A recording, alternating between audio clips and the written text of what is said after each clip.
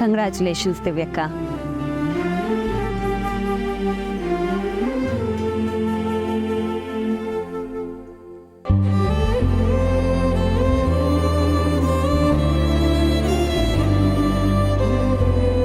ಅಮ್ಮ ನೀನ್ ಬದಲಾಗಿದೆಯಾ ಅಂತ ಹೇಳಿದಾಗ ಎಷ್ಟು ಖುಷಿ ಪಟ್ಟೆ ಗೊತ್ತಾ. ಈ ದಿನಕ್ಕೋಸ್ಕರ ನಾನು ಅದೆಷ್ಟು ಕಾದಿದ್ನೋ. ಆದ್ರೆ ನನ್ನ ಆಸೆ ನಿರಾಸೆ ಆಗ್ಲಿಲ್ಲ ಕಣೆ, ಅದೇ ಸಂತೋಷ ನನಗೆ. ನಿನ್ ಜೀವನ ಇನ್ಮೇಲೆ ಈ ಸಿಹಿ ತರ ಸಿಹಿಯಾಗೇ ಇರ್ಲಿ. ನೀನ್ ಖುಷಿಯಾಗಿರ್ಬೇಕು, ಅದೇ ನನ್ನ ಆಸೆ. ಭಾವ ಮತ್ತೆ ನಿನ್ನನ್ನು ಒಂದಾಗಿ ನೋಡೋದಕ್ಕೆ ತುಂಬಾ ಖುಷಿ ಆಗುತ್ತೆ ಕಣೆ. ನೀವಿಬ್ರು ಪವರ್ ಕಪಲ್ ಆಗ್ಬೇಕು. ಥ್ಯಾಂಕ್ಸ್ ಕಣೆ, ನಿನಗೆ ಖುಷಿ ಆಯ್ತಲ್ಲ, ನನಗೂ ಖುಷಿ ಆಯ್ತು. ದಿವ್ಯಾ, ಅದನ್ನಾದ್ರೂ ನೆಟ್ಟಿಗೆ ಹೇಳೆ. ಗಿರ್ಜಮ್ಮ ಅವಳು ನೆಟ್ಟಿಗೆ ಹೇಳ್ತಿದ್ದಾಳೆ, ಯಾಕೆಲ್ಲದಕ್ಕೂ ಅವಳನ್ನ ಬೈತೀಯ ನೀನು? ಸರಿ ಸರಿ, ನಂಗಿನ್ ಟೈಮ್ ಆಯ್ತು, ನಾನು ಹೊರಡ್ತೀನಿ. ಅಯ್ಯೋ ಇರೇ, ಇಷ್ಟು ಬೇಗ ಹೊರಟ್ರೆ ಹೇಗೆ? ಸ್ವಲ್ಪ ಹೊತ್ತು ಇದ್ದು ಹೋಗು. ನನ್ನ ಮೊದಲನೇ ಸರ್ವಿಸ್ ನಿನ್ನಿಂದನೇ ಶುರುವಾಗಲಿ ಪ್ಲೀಸ್.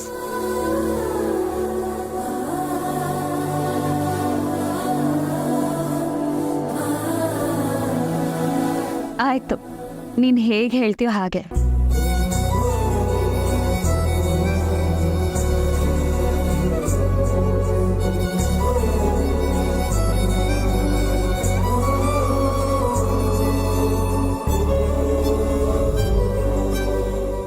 ಅಡಿಂದ್ರೆ ನಿಮ್ಮ ಹೆಂಡತಿ ಟ್ವಿಸ್ಟ್ ಮೇಲೆ ಟ್ವಿಸ್ಟ್ ಮೇಲೆ ಟ್ವಿಸ್ಟ್ ಕೊಡ್ತಿದ್ದಾಳೆ. ನನಗೂ ಅದೇ ಅರ್ಥ ಆಗ್ತಿಲ್ಲ.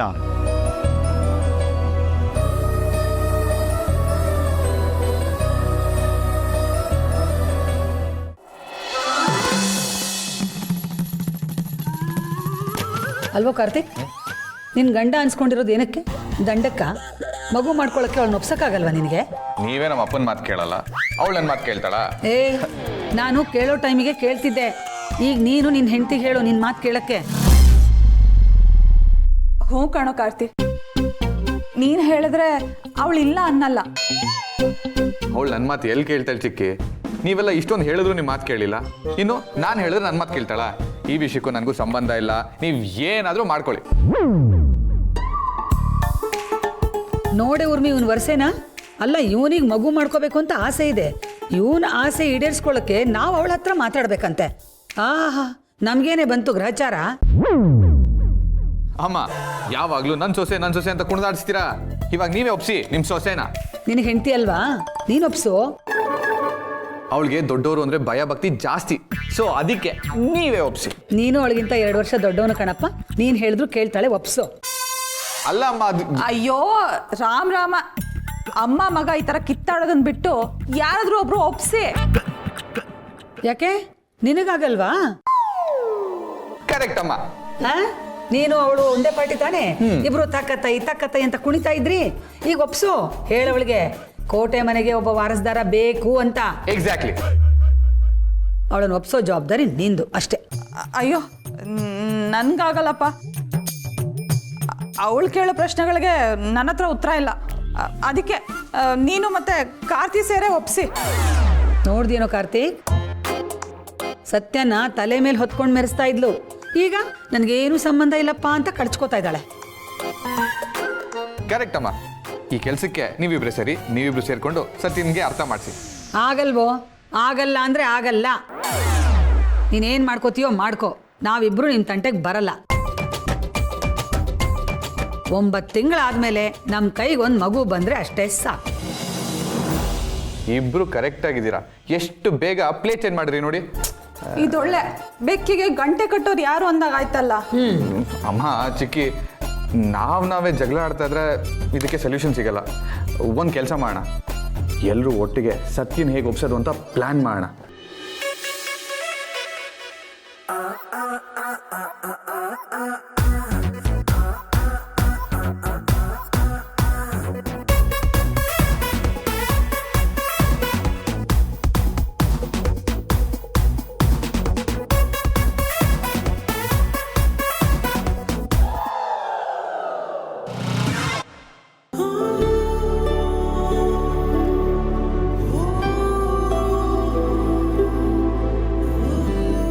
ಅಯ್ಯೋ ಅಕ್ಕ ಇದೆಲ್ಲ ಯಾಕೆ? ಸುಮ್ಮನೆ ಕೂತ್ಕೊಳ್ಳೆ. ನನ್ನ ಪಾರ್ಲರ್ಗೆ ಮೊದಲನೇ ಕಸ್ಟಮರ್ ನೀನು. ನಿನಗೆ ಸರ್ವಿಸ್ ಕೊಡೋದ್ರಿಂದ ನನಗೂ ಒಳ್ಳೇದಾಗುತ್ತೆ ಅನ್ನೋ ನಂಬಿಕೆ. ಪ್ಲೀಸ್. ಸರಿ ಅಕ್ಕ, ನಿನ್ ಖುಷಿ. ಆರಾಮಾಗಿ ಕೂತ್ಕೋ. ಎಲ್ಲಿ ಇವಳು ಸತ್ಯನ್ ಕರೆದು ಅವಮಾನ ಮಾಡ್ತಾಳೋ ಅಂತ ಅನ್ಕೊಂಡಿದ್ವಿ ಹೇಳಿ ಅಂದ್ರೆ ಸದ್ಯ ಹಾಗಾಗ್ಲಿಲ್ವಲ್ಲ. ಆದ್ರೆ ಜಾನಕಿ, ನಾವು ಊಹೆನೂ ಮಾಡ್ಕೊಳಕ್ ಆಗದೆ ಇರೋಷ್ಟು ಶಾಕ್ ಕೊಡ್ತಾ ಇದ್ದಾಳಲ್ಲೇ. ಅಜ್ಜಿ, ಸತ್ಯ ಅವ್ರನ್ನ ಇಷ್ಟು ಚೆನ್ನಾಗಿ ನಡೆಸ್ಕೊತಿದ್ದಾಳೆ ಅಂದ್ರೆ ಇದು ದೊಡ್ಡ ಬದಲಾವಣೆನೆ. ಅವಳು ಯಾರ ಜೊತೆ ಸರಿ ಹೋದ್ರು ಸತ್ಯ ಅವ್ರ ಜೊತೆ ಸರಿ ಹೋಗಲ್ಲ ಅಂತ ನಾನು ಅನ್ಕೊಂಡಿದ್ದೆ. ಹೌದು ಅಳಿ ಅಂದ್ರೆ ಸತ್ಯನ್ ನೋಡಿದ್ರೆ ಒಳ್ಳೆ ಆ ಜನ್ಮ ಶತ್ರು ತರ ನೋಡ್ತಾ ಇದ್ಲು. ಈಗ ನೋಡಿ ಎಷ್ಟು ಬದಲಾಗಿದ್ದಾಳೆ. ಇದು ಕನಸೋ ನನ್ಸೋ ಅನ್ನೋ ಹಾಗೆ. ಅತ್ತೆ ಬನ್ನಿ ಒಳಗೆ ನೋಡ್ಕೊಂಡ್ ಬರೋಣ. ಯಾಕೋ ನೀನು ಹೋಗು, ಇದು ಲೇಡೀಸ್ ಪಾರ್ಲರು, ನಾವು ಜೆಂಟ್ಸ್ ಆಚೆ ನಿಂತಿರ್ತೀವಿ. ಬಾವಾ, ನಮಗೂ ಸ್ವಲ್ಪ ಫಂಡ್ಸ್ ಏನಾದರೂ ರಿಲೀಸ್ ಮಾಡಿದ್ರೆ ನಾವು ಇದೇ ಥರ ಮೆನ್ಸ್ ಪಾರ್ಲರ್ ಓಪನ್ ಮಾಡಿ ಬಿಸ್ನೆಸ್ನ ಇನ್ನೂ ದೊಡ್ಡದಾಗಿ ಬೆಳೆಸ್ಬೋದಾಗಿತ್ತು ಅಂತ. ಹೂ ಬಾವಾ, ಓಪನ್ ಮಾಡಿ ಕೊಟ್ಬಿಡಿ. ವಾರಕ್ಕೊಂದ್ಸಲ ಡೌನ್ ನೋಡಕ್ ಪಾರ್ಲರ್ಗೆ ಹೋಗ್ತಾನೆ, ಆ ಖರ್ಚಾದ್ರೂ ನಮ್ಗೆ ಮಿಕ್ಕುತ್ತೆ. ಏಯ್, ಕೇಳಿದ್ರೇನವರು? ಕೇಳಿದ್ರು ಬಾವಾ, ಇದು ಪರ್ಸ್ನಲ್ ಬಾವಾ. ನಾನು ಹೇಳ್ತಾ ಇರೋದು ಪ್ರೊಫೆಷನ್ ಬಗ್ಗೆ. ಅಪ್ಪ ಕಾಕ್ರೋಜು, ಈ ಶೋಕಿ ಎಲ್ಲ ನಾವು ಮಾಡಿ ಬಿಟ್ಬಿಟ್ಟಿದೀವಪ್ಪ. ಕಷ್ಟಪಟ್ಟು ಒಂದು ಬೋಂಡ ಅಂಗಡಿ ಇಟ್ಟಿದ್ದೀನಿ, ಅದನ್ನು ಉಳಿಸ್ಕೊಂಡು ಬೆಳೆಸ್ಕೊಂಡು ಹೋಗ್ತೀನಿ. ಅಷ್ಟು ಸಾಕಪ್ಪ. ಕಾಲ್ ಕೊಡು. ಅಕ್ಕ, ನೀನ್ ನನ್ಗಿಂತ ದೊಡ್ಡವಳು ಕಣೆ, ನನ್ ಕಾಲ್ ಮುಟ್ಬಾರ್ದು. ಪರವಾಗಿಲ್ಲ ಕಣೆ, ಯಾರ್ಯಾರ್ದೋ ಕಾಲು ಮುಟ್ಟಿದ್ದೀನಿ. ನಿನ್ನ ಕಾಲು ಮುಟ್ಟೋದ್ರಲ್ಲಿ ಏನಿದೆ? ಕಾಲ್ ಕೊಡು. ಇಲ್ಲ ಅಕ್ಕ, ಬೇರೆಯವ್ರು ಯಾರಾದ್ರೂ ಮಾಡ್ಲಿ, ನೀನ್ ಬೇಡ. ಯಾಕೆ ಈಗೆಲ್ಲ ಆಡ್ತೀಯ? ಸುಮ್ಮನೆ ಕೊಡು. ಇದು ನನ್ನ ಕೆಲಸ, ಯಾರು ಮಾಡಿದ್ರೆ ಏನಂತೆ? ಇದರಲ್ಲಿ ದೊಡ್ಡವರು ಚಿಕ್ಕವರು ಯಾವುದು ಬರಲ್ಲ. ಅತ್ತೆ, ಇವಳು ನಮ್ ದಿವ್ಯನೇನಾ ಅಥವಾ ಯಾವ್ದಾದ್ರೂ ಒಳ್ಳೆ ಆತ್ಮ ದೆವ್ವನ್ ಮಾಡ್ಕೊಂಡ್ಬಿಟ್ಟಿದ್ಯಾ? ಸುಮ್ಮನೆ ಪಾಪ ಮಗು ಇಷ್ಟೆಲ್ಲ ಮಾಡ್ತಾ ಇದ್ದೆ ನೋಡು, ಯಾವಾಗ್ಲೂ ಅನುಮಾನ ಪಡದ್ದೆ.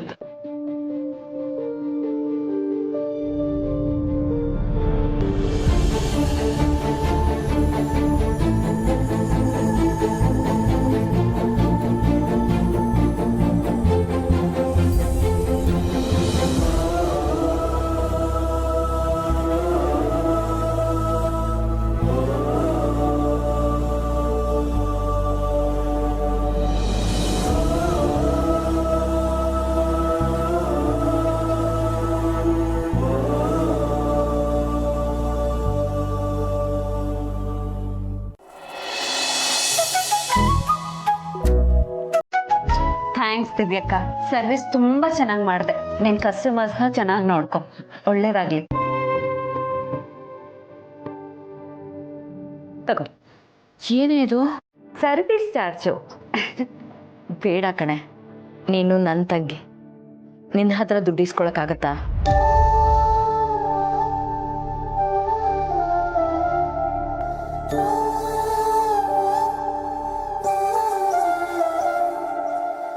ನಿನ್ ತಂಗಿ ಅಂತ ಕೊಡ್ತಿಲ್ಲ ಕಣೆ, ನಿನ್ ಪಾರ್ಲರಿಗೆ ಬಂದಿರೋ ಮೊದಲನೇ ಕಸ್ಟಮರ್ ಅಂತ ಕೊಡ್ತಾ ಇದ್ದೀನಿ.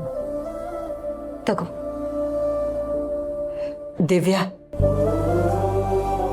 ಇದು ನಿನ್ನ ಮೊದಲನೇ ಬೋಣೆ, ಬೇಡ ಅನ್ಬಾರ್ದು, ತಗೊಳ್ಳೆ.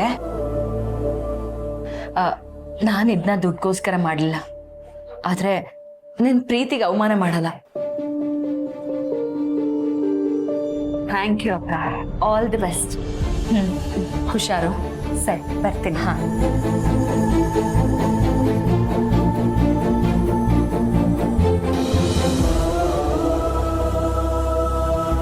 ಭಾವ, ನಾನು ಹೊರಡ್ತೀನಿ.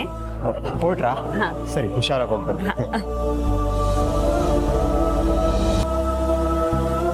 ಭಾವ, ಥ್ಯಾಂಕ್ ಯು. ಚಿಕ್ಕ ವಯಸ್ಸಲ್ಲಿ ನಾನು ನೋಡಿದ ದಿವ್ಯಕ್ಕನ್ನ ನನಗೆ ವಾಪಸ್ ಕೊಟ್ಟಿದ್ದಕ್ಕೆ.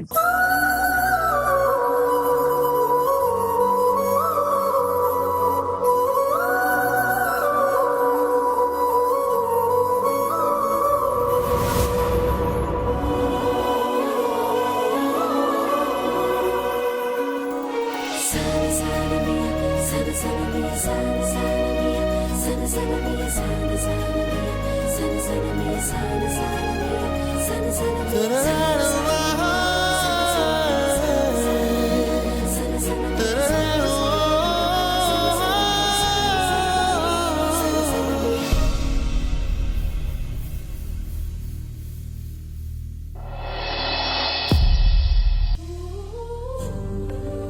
ಸದ್ಯ ನಾನು ಎಷ್ಟೇ ಕೆಟ್ಟ ಕೆಲಸಗಳನ್ನ ಮಾಡಿದ್ರು ದೇವ್ರು ಬಾಲನಂತ ಒಳ್ಳೆ ಗಂಡನ್ ಕೊಟ್ಟ.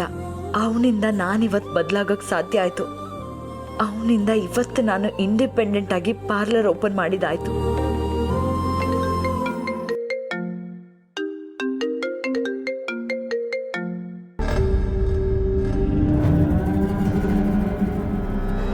ಹಲೋ, ಕಂಗ್ರ್ಯಾಟ್ಸ್ ದಿವ್ಯಾ, ನಿನ್ನ ಹೊಸ ಪಾರ್ಲರ್ಗೆ. ಅಂತೂ ಇಂತೂ ಜೀವನದಲ್ಲಿ ಏನೋ ಒಂದು ಮಾಡ್ತಿದ್ಯಾ ಅಂತ ಆಯಿತು. ಥ್ಯಾಂಕ್ಸ್. ಥ್ಯಾಂಕ್ಸ್ ಎಲ್ಲ ಬೇಡ, ಮೀಟ್ ಮಾಡಿ ಪಾರ್ಟಿ ಕೊಡಿಸು. ಹೇಗಿದ್ರು ನಾವು ಮೀಟ್ ಮಾಡಿ ತುಂಬ ದಿನ ಆಯ್ತಲ್ವಾ? ಸಿಗೋದಕ್ಕೆ ಕಷ್ಟ, ನಾನು ಬ್ಯುಸಿ ಇದ್ದೀನಿ. ದಿವ್ಯಾ, ಕೆಲಸ ಅಂದಮೇಲೆ ಬ್ಯುಸಿ ಎಲ್ಲ ಇದ್ದಿದ್ದೆ. ಸಿಗು, ನಿನ್ನ ಹತ್ರ ಮಾತಾಡೋದು ತುಂಬ ಇದೆ. ಏನು ಮಾತು? ಇನ್ನೇನು ಮಾತಿರುತ್ತೆ? ನಿನ್ನ ತಂಗಿ ಬಗ್ಗೆನೆ. ನಿನ್ನ ತಂಗಿನ ನನ್ನ ತಮ್ಮ ಕಾರ್ತಿಕ್ನ ದೂರ ಮಾಡಬೇಕು. ಅದಕ್ಕೆ ನನಗೆ ನಿನ್ನ ಸಹಾಯ ಬೇಕು. ಮತ್ತೆ ಶುರು ಹಚ್ಕೊಂಡ್ಯಾ? ನಾನು ಬದಲಾಗ್ತೀನಿ ಅಂತಿದ್ರು ನಿಮ್ಮಂಥವ್ರು ನನ್ನನ್ನು ಬದಲಾಗಕ್ಕೆ ಬಿಡ್ತಿಲ್ಲ. What do you mean? ನೀನು ಇಲ್ಲ, ಮೊಸಳೆನೂ ಇಲ್ಲ. ನೋಡು, ನನ್ನ ಪಾಡಿಗೆ ನನ್ನನ್ನು ಬಿಟ್ಟುಬಿಡು. ನನಗೆ 1000 ಕೆಲಸ ಇದೆ. ನಿನ್ನ ಮತ್ತೆ ಸತ್ಯನ ವಿಷಯದಲ್ಲಿ ನನಗೆ ಯಾವ ಇಂಟ್ರೆಸ್ಟೂ ಇಲ್ಲ. ನನ್ನನ್ನು ಈ ವಿಷಯಕ್ಕೆ ಕಾಂಟ್ಯಾಕ್ಟ್ ಮಾಡಬೇಡ. ನೋಡು, ನಾನು ಮೊದಲಿನ ಥರ ಇಲ್ಲ. ಇಂಡಿಪೆಂಡೆಂಟ್ ಆಗಿ ಬದುಕ್ತಿದ್ದೀನಿ. ನಾನು ದುಡಿತಿದ್ದೀನಿ. ಬೇಕು ಅಂದರೆ ನನ್ನ ಗಂಡ ನನಗೆ ದುಡ್ಡು ಕೊಡ್ತಾನೆ. ನಿನ್ನ ಹತ್ರ ಕೈ ಚಾಚೋ ಅವಶ್ಯಕತೆ ನನಗಿಲ್ಲ. ದಯವಿಟ್ಟು ನನ್ನ ಪಾಡಿಗೆ ನನ್ನನ್ನು ಬಿಟ್ಬಿಡು. ಇನ್ಯಾವತ್ತೂ ಫೋನ್ ಮಾಡಬೇಡ. ಓ ದಿವ್ಯಾ, ನರಿ ತನ್ನ ಕಂತ್ರಿ ಬುದ್ಧಿನ ಬಿಟ್ಬಿಡ್ತು ಅಂದರೆ ಅದನ್ನು ಪ್ರಪಂಚ ನಂಬಬಹುದು, ನಾನಲ್ಲ. ನೋಡು, ನನಗೆ ಯಾರನ್ನೂ ನಂಬಿಸೋ ಅವಶ್ಯಕತೆ ಇಲ್ಲ. ಇನ್ನೊಂದ್ಸಲ ಇದೇ ವಿಷಯಕ್ಕೆ ನೀನು ನನಗೆ ಕಾಲ್ ಮಾಡಿದ್ರೆ ನಿಮ್ಮನೆಗೆ ಬಂದು ಎಲ್ಲರೂ ಮುಂದೆ ಉಗಿಬೇಕಾಗತ್ತೆ. ಫೋನ್ ಇಡೆ.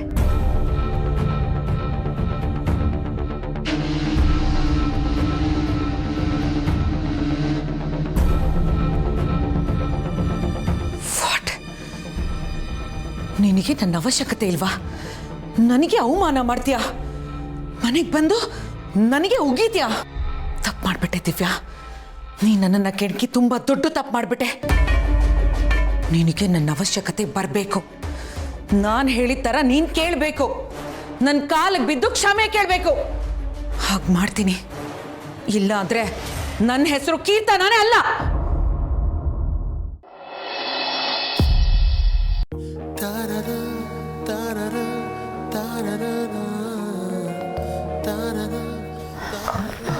ಸರ್, ಒಂದು 5 ನಿಮಿಷ ಕೊಡಿ, ಕಾಲ್ ಮಾಡ್ತೀನಿ. ಹಾಂ, ಬಲ ತಗೋ.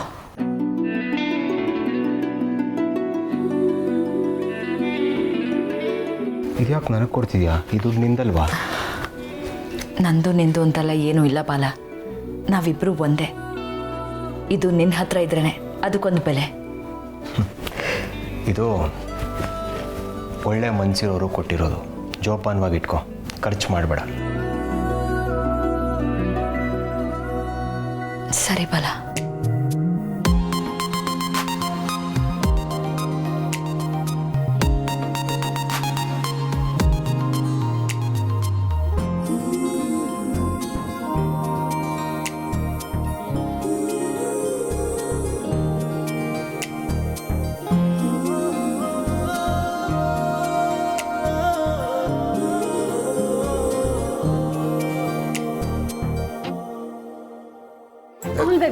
ಸತ್ಯ, ಸತ್ಯ ಏನು? ಹೇಳ್ತೀನಿ ಬಾ. ಅಯ್ಯೋ, ಕುತ್ಕೋ. ಸತ್ಯ ಏನು ಅಂತ ಹೇಳು. ಅಮಲ್ ಬೇಬಿ, ನಾನು ನಿನ್ನ ಹತ್ರ ಏನೋ ಒಂದು ಹೇಳಬೇಕು. ಹಾಗಿದ್ರೆ ಮಗು ಮಾಡ್ಕೊಳಕ್ ಒಪ್ಕೋತಾ ಇದೆಯಾ? ಸದಾಶಿವನ್ಗೆ ಅದೇ ಧ್ಯಾನ ಅಂದಂಗಾಯ್ತು ನಿನ್ ಮಾತು. ಹೌದು, ನಾನು ಸದಾಶಿವನೇ, ನಂಗೆ ಅದೇ ಧ್ಯಾನನೇ. ಏನಿವಾಗ ಸತ್ಯ? ಆದ್ರೆ ನಾನು ಹೇಳಕ್ ಬಂದಿರೋ ವಿಷಯ ಅದಲ್ಲ, ಬೇರೆ. ಸಾರಿ, not interested. Amal baby, Amal baby, ಈ ವಿಷಯ ಕೇಳಿದ್ರೆ ನೀನು ಖುಷಿ ಆಗ್ತೀಯ. ಮಗು ವಿಷಯ ಬಿಟ್ಟು ಇನ್ಯಾವ ವಿಷಯನೂ ನಾನು ಖುಷಿ ಕೊಡಲ್ಲ. I am sorry. ಆಯ್ತು, ಆದ್ರೂ ನಾನು ನಿನ್ಗೆ ಇದನ್ನ ಹೇಳಲೇಬೇಕು. ಬಿಕಾಸ್ ಈ ವಿಷಯ ನನಗೆ ಖುಷಿ ಕೊಟ್ಟಿದೆ. ಅಮಲ್ ಬೇಬಿ, ದಿವ್ಯಕ್ಕನಲ್ಲಾಗಿದ್ದ ಬದಲಾವಣೆನ ಕೇಳಿ ನನಗೆ ಎಷ್ಟು ಖುಷಿ ಆಗ್ತಿದೆ ಗೊತ್ತಾ?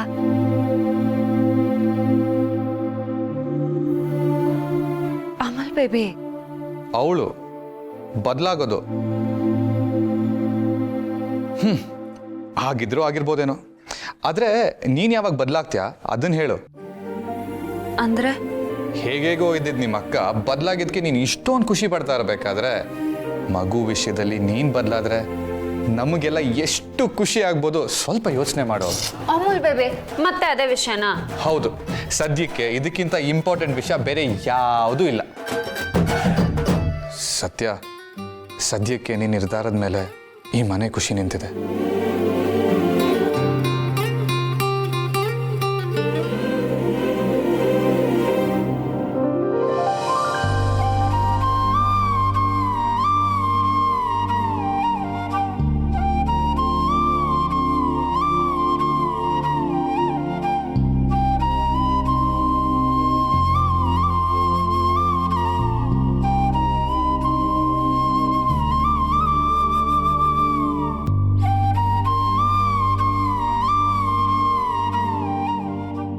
ಪ್ಲೀಸ್ ಸತ್ಯ, ಯೋಚನೆ ಮಾಡು.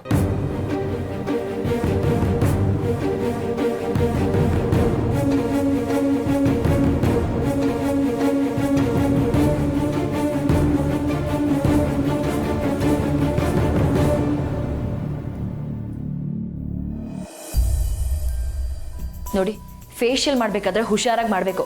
ಕಸ್ಟಮರಿಗೆ ಕೇಳಬೇಕು ಪ್ರೆಷರ್ ಎಷ್ಟು ಬೇಕು ಅಂತ. ಒಬ್ಬೊಬ್ರದ್ದು ಒಂದೊಂದು ರೀತಿ ಪ್ರಿಫರೆನ್ಸ್ ಇರುತ್ತೆ. ನೀವು ಅಷ್ಟೇ ಹೇರ್ ಕಟ್ನ ಹುಷಾರಾಗಿ ಮಾಡಿ, ಅರ್ಥ ಆಯ್ತಾ?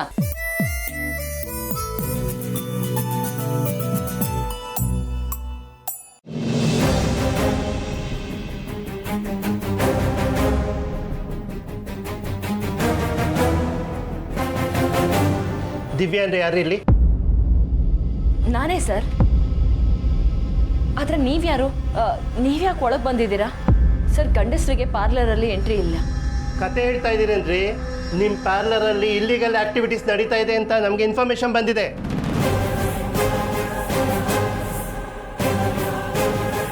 ಸರ್ ಸರ್ ಏನು ಹೇಳ್ತಿದ್ದೀರಾ? ನನಗೊಂದು ಅರ್ಥನೇ ಆಗ್ತಿಲ್ಲ. ಅಷ್ಟು ಮಾತ್ರ ಅಲ್ಲ, ಇಲ್ಲಿ ಇಲ್ಲಿಗಲ್ ಮನಿ ಟ್ರಾನ್ಸಾಕ್ಷನ್ ನಡೀತಾ ಇದೆ. ಇಲ್ಲ ಸರ್, ನಿಮ್ಗೆ ಯಾರೋ ರಾಂಗ್ ಇನ್ಫಾರ್ಮೇಶನ್ ಕೊಟ್ಟಿರಬೇಕು. ಆ ಥರದ್ದು ಏನು ನಡೀತಿಲ್ಲ ಸರ್ ಇಲ್ಲಿ. ಸರ್, ಹೊಸ ಪಾರ್ಲರ್ ಸರ್, ನಿನ್ನೆ ಓಪನ್ ಆಗಿತ್ತು. ಬದುಕು ಕಟ್ಕೊಳಕ್ಕೆ ಏನೋ ಮಾಡ್ತಿದ್ದೀನಿ ಸರ್. ನನ್ನ ತಲೆ ಮೇಲೆ ನಾನೇ ಮಣ್ಣು ಹಾಕೋತೀನ ಹೇಳಿ. ಸಿಕ್ಬಿದ್ದಾಗ ಎಲ್ಲರೂ ಹೇಳೋಂಥ ಡೈಲಾಗೇ ಇದು ರೀ. ನಾವು ಪೂರ್ತಿ ಇನ್ಫಾರ್ಮೇಶನ್ ತಗೊಂಡೇ ಇಲ್ಲಿಗೆ ಬಂದಿರೋಂಥದ್ದು. ನಿಮ್ಮಂಥವ್ನ ಎಷ್ಟು ಜನ ನೋಡಿಲ್ಲ ನಾವು. ತಗೊಳ್ಳಿ, ಸರ್ಚ್ ವ್ಯಾರೆಂಟ್.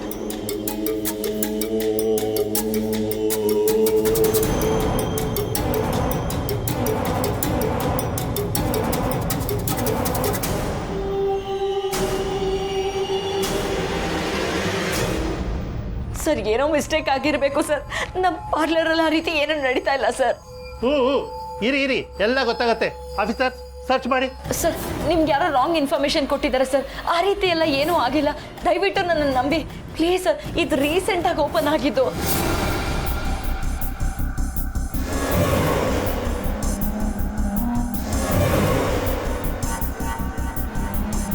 ಸರ್,